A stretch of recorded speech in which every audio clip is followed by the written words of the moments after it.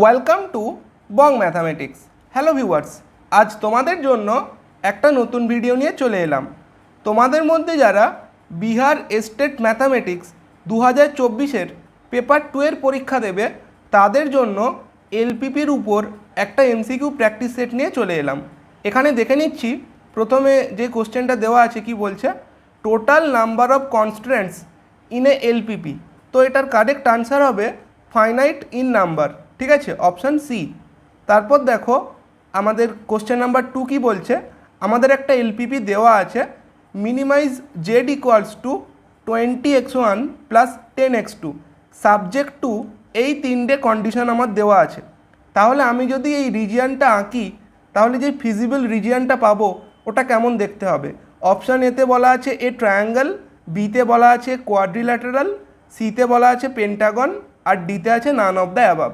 তোমরা যদি এই ডায়াগ্রামটা ড্র করো তাহলে দেখতে পাবে এটা একটা কোয়াড্রিল্যাটারাল হবে, ঠিক আছে, অর্থাৎ অপশান বি এখানে কারেক্ট হয়ে যাচ্ছে।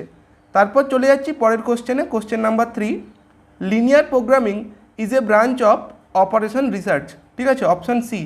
এটা তোমরা অনেকেই মাস্টার ডিগ্রি বা এমএসসিতে পড়েছো অপারেশন রিসার্চ, তো এলপিপিটা তারই একটা পার্ট, ঠিক আছে। তারপর দেখো কোশ্চেন নাম্বার 4 কি বলছে, which of the following method can be used for solving A LPP. তো এখানে আমরা দেখতে পাচ্ছি যে কটা মেথড লেখা আছে প্রত্যেকটাই কিন্তু কাজে লাগে, তাই কারেক্ট আনসার হচ্ছে option D, all of the above, ঠিক আছে। তারপর দেখো কোশ্চেন নাম্বার 5 কি বলছে, যে গ্রাফিক্যাল মেথডে সলভ করার জন্য আমরা কোন টেকনিকটা ব্যবহার করতে পারি। এখানে কারেক্ট আনসার হচ্ছে অপশান সি, ঠিক আছে। তারপর দেখো কোশ্চেন নাম্বার 6 কি বলছে, if at least one of the basic variable is 0 in LPP then solution is called. এটার কারেক্ট আনসার হবে অপশান সি, ঠিক আছে, ডিজেনারেট বেসিক সলিউশন। তারপর দেখো পরের কোশ্চেনে কি বলেছে, কোশ্চেন নাম্বার 7, আচ্ছা এখানে বলেছে কনভেক্স সেট কোনটা হবে না। তো কনভেক্স সেট হচ্ছে দেখাতে গেলে জিওমেট্রিক্যালি যেই তোমার রিজিয়ানটা দেওয়া থাকে বা এরিয়াটা দেওয়া থাকে ওখানে তুমি যে কোনো দুটো পয়েন্ট নিয়ে নাও, ওই দুটো পয়েন্টকে জয়েন করে যে লাইনটা পাবে ওটা যদি পুরোপুরি ওই ফিগারের মধ্যে লাই করে তাহলে সেটটা হবে কনভেক্স, আদারওয়াইজ কনভেক্স হবে না। যেমন আমি এইখানেই যে সার্কেলটা প্রথমে দেওয়া আছে যেটার নাম পি দেওয়া আছে, এই পি সেটটা বা পি ফিগারটা কনভেক্স হচ্ছে, ঠিক আছে, কিউটাও কিন্তু কনভেক্স হয়ে যাচ্ছে। আমি যদি এসটা দেখি এসটাও কনভেক্স হয়ে যাচ্ছে, কিন্তু আরটা কনভেক্স হবে না। কারণ দেখো আমি যদি এইখানে একটা পয়েন্ট নিই আর এইখানে একটা পয়েন্ট নিই, একে যোগ করে যে লাইনটা পাচ্ছি তা কিন্তু এই শেডের জায়গার বাইরে চলে যাচ্ছে। এখানে শেডের জায়গা হচ্ছে এই জায়গাটা, ঠিক আছে, অর্থাৎ এই জায়গাটা।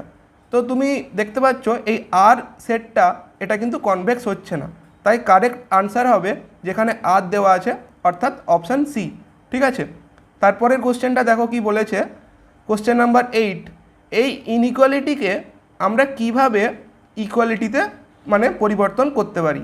এখানে আমরা যদি একটা স্ল্যাক ভেরিয়েবল অ্যাড করি তাহলেই কিন্তু করতে পারবো, ঠিক আছে।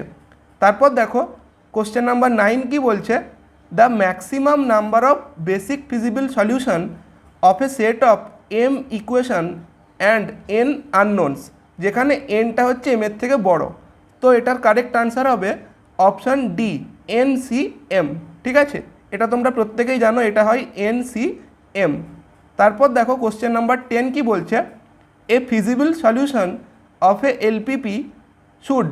এটার কারেক্ট আনসার হবে option B, satisfy all constants and non negativity restrictions, ঠিক আছে।